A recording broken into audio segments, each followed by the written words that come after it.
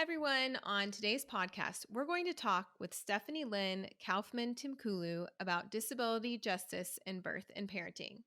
Welcome to the Evidence-Based Birth Podcast. My name is Rebecca Decker, and I'm a nurse with my PhD and the founder of Evidence-Based Birth.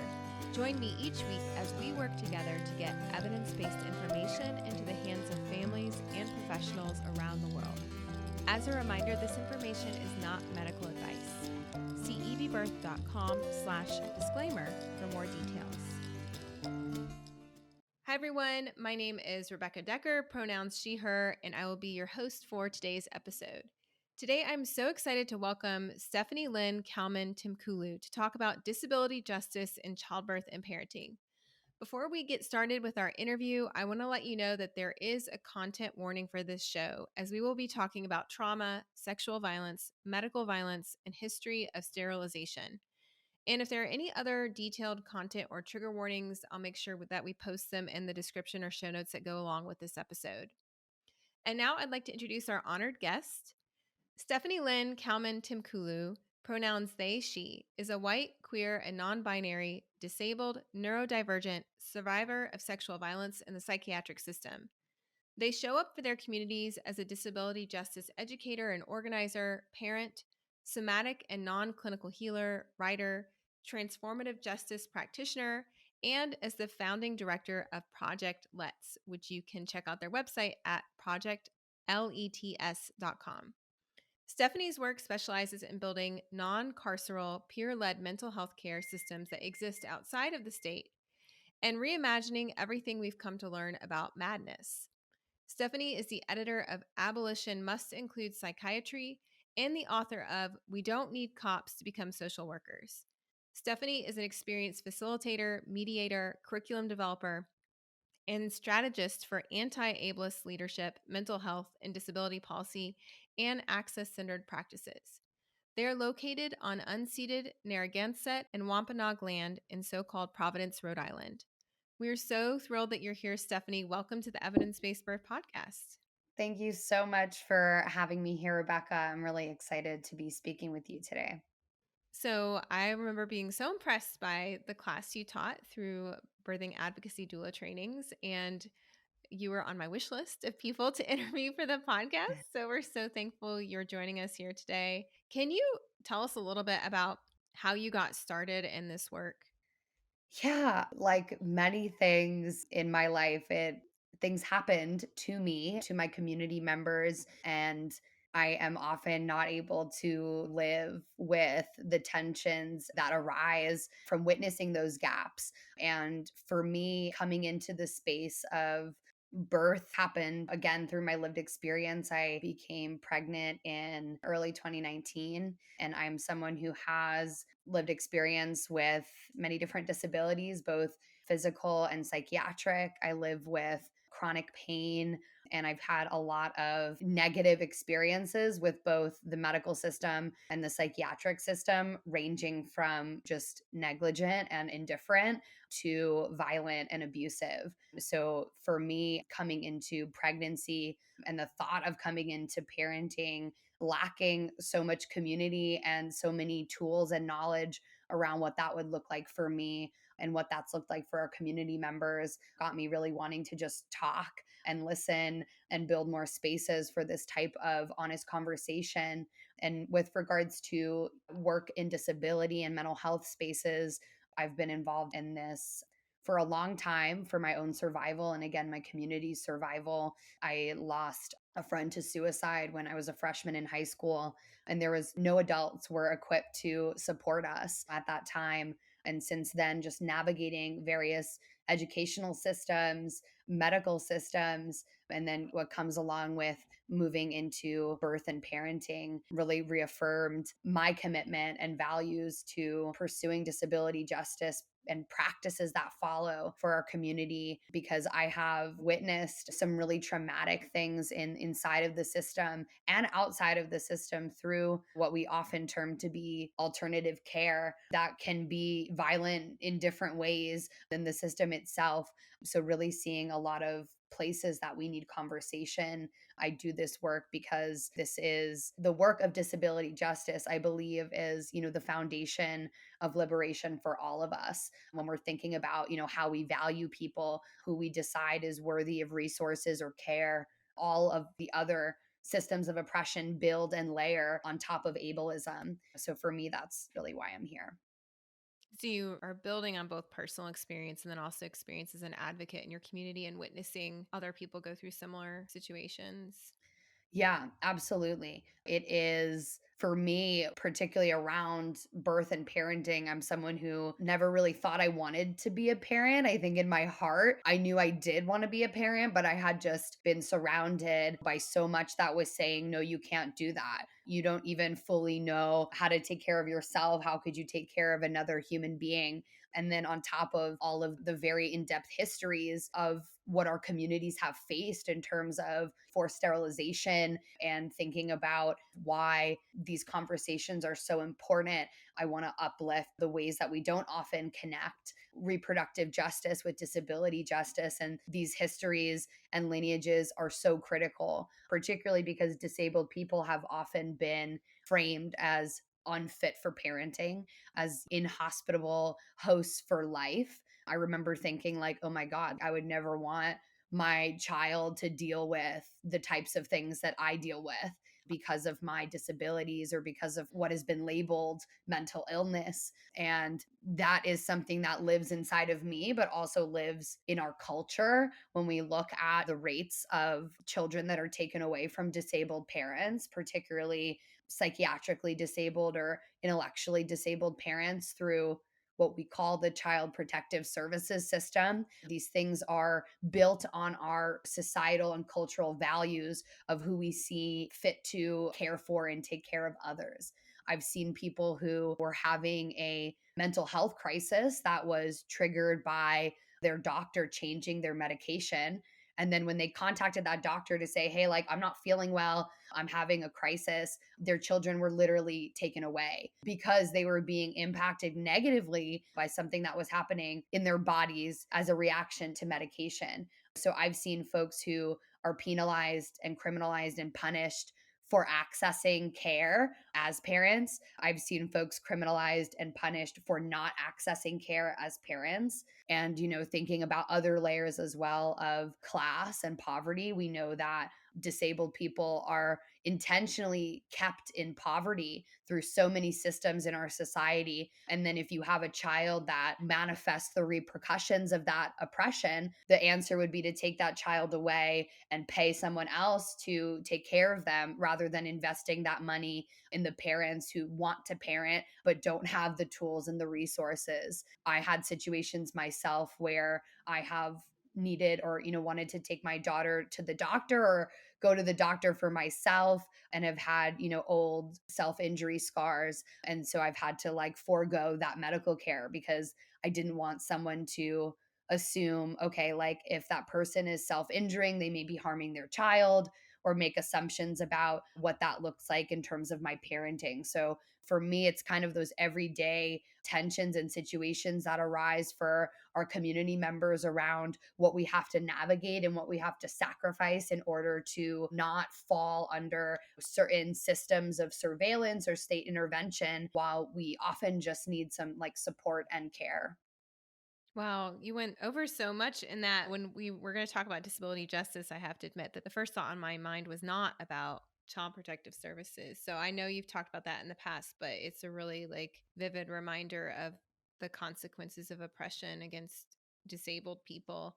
Can you go back a little bit and explain to our listeners what is disability justice? Because we've mentioned that several times, and I know there's like history and definition behind that term. So can you help us understand that? And how does that relate to reproductive justice?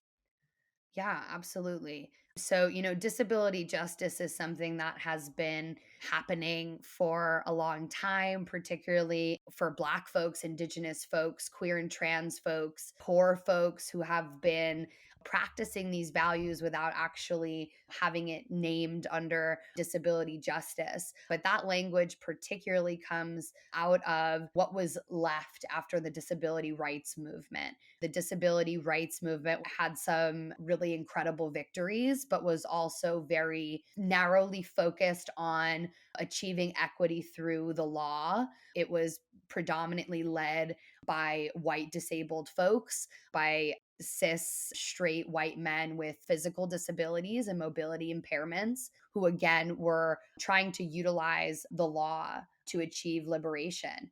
And particularly folks who live at the intersections of different marginalized identities often know that the law is one tool, but it's often very inaccessible for people. The Americans with Disabilities Act was passed over 30 years ago, and yet there are so many places that are still physically inaccessible because there are so many loopholes in the law. And then, if I go somewhere as a wheelchair user, the responsibility is on me to then, maybe sue a business or pursue legal action so that I could just get in the door. And so many people don't have the time, energy, or resources to go that route. So while disability rights was often saying, okay, how do we ensure that individual disabled people are able to access education, access housing, disability justice is saying, okay, how do we think beyond just the law and not just think about individuals' rights, but our collective access, our collective liberation? How are we restructuring society and how we care about each other rather than just saying, okay, these are the tools we have. How do we navigate that system? And I think it's always a little bit of both, because I don't want to make it seem like the Americans with Disabilities Act or the 504 Rehabilitation Act were not critically important things. They absolutely are, but they were not, the end all be all. They were not enough. Access and accessibility is often the bare minimum. So when we're thinking about disability justice, we are centering multiply marginalized disabled folks. So that is disabled people who have other marginalized identities as well. So thinking about, Black, trans people, non-binary, autistic people, and not that there's not room and space for all of us, but that we want to center people who live at so many of those intersections, because the experience of disability looks very different if you are a straight white person and if you are a queer Black person. That's just it's not something that is, there are similarities, but the experience is not the same. So disability justice is saying, okay, how do we take disability and ableism and look at it in connection with all other systems of oppression? How did we even come to this place where this is how we value people? What does the way that we value people have to do with the way that we value the land and colonialism? And really making lots of different connections there. And the practice of that for me is one of the core values I want to uplift is around interdependence. And I think that that's such an important principle of disability justice, because we are all interdependent, and we have been sold this lie that we are dependent for a little bit when we are born, and then the goal is to become independent. And if you don't become independent, that you failed, that if you need people and you need support, that that's a failure. And really looking at disability justice to say we all have value. We don't, I remember I was in college I was in a bioethics and culture class reading a book around prenatal testing and looking at genetics screenings as a potential practice of eugenics. And there was somebody who shared their narrative, and she was saying, if my child doesn't have the potential to, become the president of the United States, like, I don't want to have them. I would prefer to have an abortion. And so, when we're looking at one of the intersections, there's so many intersections between disability justice and reproductive justice. One of those really difficult spots would be around abortion, right? I'm someone who believes that everybody has the right to choose and make decisions about their bodies. Yet, when the decisions so heavily sway in one direction, that to me reflects something about the society that we're in, the values that we have. There are so many people who report being coerced by their doctors. Let's say they have a genetic screening and the fetus is determined to have spina bifida. The coercion that can take place around encouraging somebody to have an abortion, saying it would be better if they did. Oh, you don't want to deal with these issues in your life. Things like that. So really wanting, to find ways to talk about that, and also to talk about, hey, yeah, it is really expensive. That comes up a lot. People are saying, I don't know that I can afford to take care of a child who has really high support needs. And again, that is something that's a societal reflection where we have to make it possible for everyone to raise and care for and provide all the resources necessary for disabled and neurodivergent kids, because that's how we get to a place where lots of different types of violence is happening, because we're under resourced, because we devalue people in major, major ways. So for me, when I'm thinking about disability justice and reproductive justice, I always sit with there's a lot of tensions. And also, disabled people our communities have so much experience with having our bodily autonomy being taken from us, being told that we cannot make those decisions. Someone who has been in the public eye recently is Britney Spears, who has been under conservatorship for 13 years, who was just freed from that conservatorship. And something that came up in her testimony was that she had an IUD that was forcibly placed and that she could not get it out. She wanted to have children, and her conservators wouldn't allow her to remove the IUD. And there could be a lot of reasons why that is. And, Britney Spears is just one example, one very high profile example of someone who has wound up in this community prison almost. You're caged without really being caged. You can call it an open air prison as well, who literally we don't even get to make decisions on that front as well. So a lot of intersections there.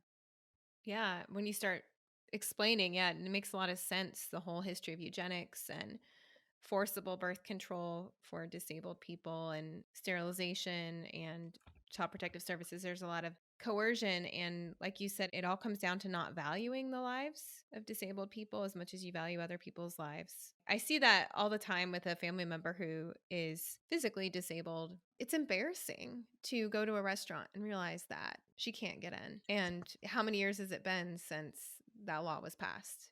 Or to go to a job interview and not be able to open the door to get in because there's no way to get in the building for your job interview. It's everywhere in our society. And even though we have these laws to protect people, like you said, that does not cover everything. Yeah, For sure. absolutely. And just, a quick example there, I was just recently flying with my partner, and I'm a part-time wheelchair user. And there were so many parts of, the experience that were really traumatic and difficult for me. People were speaking directly to my partner and not me, asking him if I could walk, if I could get out of my chair, people referring to me as just wheelchair, literally. And then I was sitting on the plane. I was left on the plane for about 45 minutes. They could not find my wheelchair. And they actually asked my partner to go look for it. And I was left with a bunch of flight attendants who were complaining about how long they had to stay on the plane. I had to go to the bathroom and I couldn't move. I had nothing. I was just sitting there. And I've been thinking about how on earth I'm going to fly with my daughter, because I ended up having a full-blown meltdown. Because if you have never been in the experience or in a situation where you have no ability to move your body or get yourself anywhere without relying on people around you who are not trained or equipped or even, remotely compassionate enough to attempt to support you. And that feeling of, oh my God, I'm so helpless right now. That's the feeling that disabled people internalize, when actually it's not about our bodies, what our bodies can or can't do. Because I've seen first class of a plane. I've never flown in it, but I've seen it. And I know that if airlines really wanted to make it possible for wheelchair users to stay in their chairs on planes, they could do that, right? So that we could go to the bathroom. And so for me, I'm thinking, okay, how am I going to fly with my kid if I could be thrown, into such a crisis moment because my needs are not met? And then I need to be worried about taking care of her needs. And so those are the moments where I hear people say, or who look at me and go, oh my God, like, I could never do it. How do you do it? I'd rather be like dead than be in a wheelchair. And in those moments, what I really want people to understand is that what you're really feeling, the thing that you really don't want to experience is ableism. You don't want to experience ableism, because things shouldn't really be all that different just because I'm sitting down rather than standing up. And I want people to really, really recognize that it's ableism that we don't want. It's not, sitting down in a wheelchair or, being on medication or not. That thing that says no. People will look at, ambulatory wheelchair users, people, who can also walk, who use wheelchairs, and say, well, why? Like, if you can walk, why use a wheelchair? Because people are assuming that is the worst thing ever, that's, a death sentence, a tragedy. And then I'll ask folks, I'll say, okay, let's say you go to the grocery store and you've got, 5 bags in your hand and a bus comes along. Are you going to get on it? Or are you going to like walk a mile home? You're probably going to get on the bus because it's easier, right? You could walk, maybe you could walk, but you don't want to because you're going to be in a lot of pain. Your muscles are going to hurt, right? That's the way that folks who are, ambulatory wheelchair users, we make decisions about our bodies. I have to do that because I know, okay, if I go walk with my daughter, I won't be able to move for 3 days. And I'd rather sit in my chair and know that I can still go for that walk. I won't be in pain and it won't, knock me out for 3 days. So, just thinking of some of that as well. Yeah. It's like, don't get started on airplanes Oh my and, God. and wheelchair users. That is like, there's so many horror stories. That's been our experience for like the last 40 years with our family is all the disasters and neglect, and it's terrible. But it, like you said, it's ableism. It's not that being in a wheelchair is the negative thing. It's how people react to you. And I wondered if you could talk a little bit about that more, like focusing in on childbirth and like giving birth and hospitals and prenatal care. And what are some aspects that maybe healthcare workers who are listening to this haven't thought about, how their clinic or hospital is like ableist towards their disabled clients who are coming to have babies there?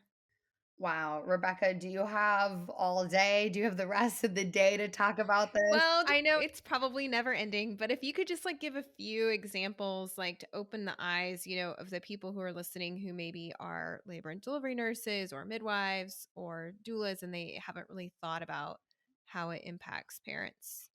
Absolutely. Yeah, I will first say that I teach a whole course on this with birthing advocacy doula trainings. I think for me, there are so many different, what I call kind of activation points that are present throughout all the different stages of pregnancy, labor and delivery, and postpartum, which for me is, a forever thing, an ongoing thing. I think one thing I want to name that I've kind of touched on a bit, and this is particular to both disabled folks, neurodivergent folks, people who've been labeled with mental illness, trauma survivors, this kind of sense that, becoming pregnant is the equivalent of this like loss of bodily autonomy, where all of a sudden things are growing and stretching and all these things are changing and we have no control over it. So for me, as a trauma survivor, that was very, very activating, very triggering. And, everyone was just always talking about nothing else matters as long as you have a healthy baby, right? My goodness, like the ableism in that statement alone, like that's it. That's the only thing that matters. And, for me, as a multiply disabled person, I was navigating my pregnancy, the majority of it without my partner, who is living in Swaziland we could not get him a visa. So we were separated. And, having all of these people placing all of that expectation and attention solely on this unborn baby. And I found myself often being like, okay, like, what about me? I'm not doing okay right now. Like, I don't have support right now. And, I was someone who had many experiences being gaslit by doctors and, living at that intersection of being someone who has physical health issues and genetic issues and physical disabilities, and someone who's been labeled mentally ill like nearly my whole life. So many things just live in that intersection where no one ever really believes me. And I get referred to psychiatrists all the time when I'm going to see someone for like very, very physical things. And again, like the body mind is one thing, it's connected. Yet the way that gets weaponized is for people who've been labeled as mentally ill to say, no, none of those things are happening, you're fine. But this really interesting thing happened when I became pregnant, where suddenly everyone wanted to figure out what was going on because they were scared that my daughter would have the things that I have. So I experienced seizures, but I've not been diagnosed as epileptic, and that runs in my family, that particular experience. And, nobody ever really cared until I was pregnant. And then it was like, get Stefanie on an anticonvulsive right away because she could have a seizure while she's driving and, kill her baby. And I'm like, Stefanie could also have a seizure, while they're driving and kill themselves. But okay, and that was constantly reaffirmed to me of like, now we care because there's this child growing inside of you. That was really triggering. I think, the physical pain is something I also want to uplift that I think just gets kind of just really normalized and erased in a lot of ways. Like, oh, yeah, like, our bodies were made for this. Like, do we actually really know what happens to the human body during pregnancy? It is a wild experience where everything gets shoved where it does not belong. And if you have other, disabilities, other health issues, what happened for me was just everything started cascading. And then I couldn't take certain medications, or the ones that were being offered to me, I didn't want. The side effects were terrible. I couldn't sleep. I couldn't eat. It was really, really difficult. And it honestly made me hate being pregnant. And I remember having some people being like, just enjoy it. Like it's going to, it's going to end soon. But I had such a difficult time enjoying it because of how much pain I was in. I think we often don't talk about that as well. So you were talking about the importance of, believing disabled people when they talk about what's happening to them, especially during pregnancy, and then not making ableist statements such as all that matters is that you have a healthy baby, which kind of implies A, that they don't care about you, and B, that a disabled child is not worthy or of value as well. Is there anything else you want the world to be mindful of or aware when it comes to creating safer spaces for your community and childbirth or postpartum or any of those parenting spaces? Yeah, absolutely. I think something that often gets held up, and particularly this can come in outside of the medical system in what we often call like alternative spaces, is that disability is the result of like bad choices. And that if you make better, healthier choices, you won't be disabled or so disabled anymore. And I remember, contacting a midwife who worked in a hospital in like a birthing center and did like water births. And for me, that felt like a good combination of what I was looking for. And I called her, and within like 2 minutes, she asked me like what my starting weight was and what weight I was at now. Like at the time, I didn't think it was like a strange question because I was like, okay, that's just what information is needed. And I shared that with her. And literally, she was like, oh my God, wow, like I don't even let people gain that much weight in an entire pregnancy. Like, what are you doing? Like, are you moving at like, or she was like, are you exercising? And I was like in shock at this point. And I was like, I mean, I'm disabled. Like, I would like to be exercising more than I'm able to right now. And, I was actually feeling a lot of like shame and guilt about that because I was gaining a lot of weight. I was also very like underweight for my baseline before I got pregnant. I was not really eating. And so when I got pregnant, it was almost like I gained like twice the weight. And so it was a lot very quickly. And so I was feeling a lot of feelings about that. And this woman just destroyed me. And I told her that I couldn't really exercise. And she was like, but I mean, like, do your legs work at all? Like, can you get to a pool? And even retelling this, I'm like, wow, this sounds really fake, but this really happened. And the worst part of it was I didn't even respond. I just like listened to her and let her like say all of this, and then told her I would like call back to set up an appointment with her because I just didn't even know what to do. And after that call, I was hysterical crying for like hours and thinking how that was almost worse than anything that had happened in the medical system because I expected it in the medical system and I didn't expect it going to community. So that was a really hard lesson for me that being outside of the system does not automatically make you any better than it because people make up community and people make up systems and we can be violent in both spaces. And thinking about everyone who does support around birth work and parenting, has to be equipped in basic understandings of disability, of mental health, because anyone, you don't have to be someone who's been labeled with mental illness prior to pregnancy to be thrown into a total, anything, because pregnancy is a combination of so many different activating sensations and environments, different triggers. I've worked with many people who've never had a single mental health issue on a deeper level and then became pregnant and experienced, very intense altered states, very intense intrusive thoughts. And then often those things can get classified in the wrong way. We have things that maybe look like more of like intrusive thoughts or more like OCD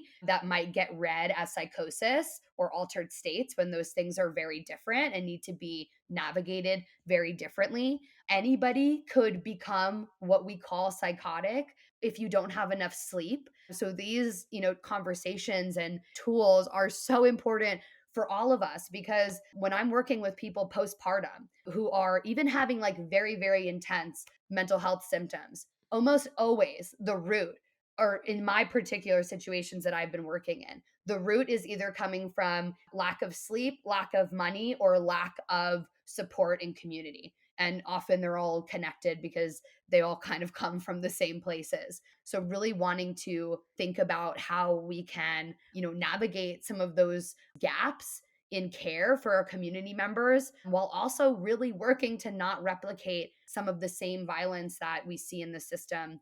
And the last thing I'll say about that, I think another kind of, divergence a little bit from this is around parents who, particularly non-disabled or neurotypical parents who have disabled kids, who have, maybe autistic children and they're not autistic themselves, really thinking about being able to provide disability justice informed resources, connecting parents and communities to people who have lived experience, who can offer insight and say, autism is not a death sentence. And these are the things that can support your child that are not coming through solely a medicalized framework. Or, we often talk about like ABA, which is an evidence-based, in quotes, treatment for autistic children, which many autistic people refer to as torture, is often very much like compliance-based training to make autistic